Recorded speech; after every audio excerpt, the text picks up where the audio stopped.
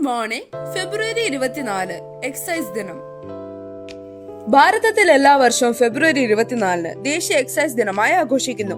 1944 ഫെബ്രുവരി 24 കേന്ദ്ര excise and salt act നിലവിൽ വന്നതിന്റെ ഓർമ്മയ്ക്കായാണ് ഈ ദിനം ആചരിക്കുന്നത്. രാജ്യത്തിന്റെ സാമ്പത്തിക ഭദ്രത ഉറപ്പാക്കുന്നതിൽ central board of indirect tax and customs വഹിക്കുന്ന പങ്കിനെ ഈ ദിനം ആദരിക്കുന്നു.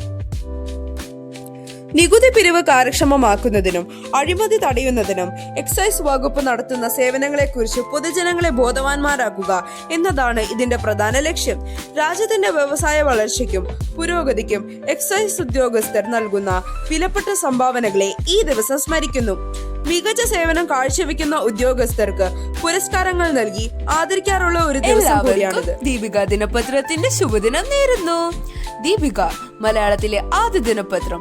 പ്രഭാതം, ദീപികയ്ക്കൊപ്പം സത്യത്തിനൊപ്പം.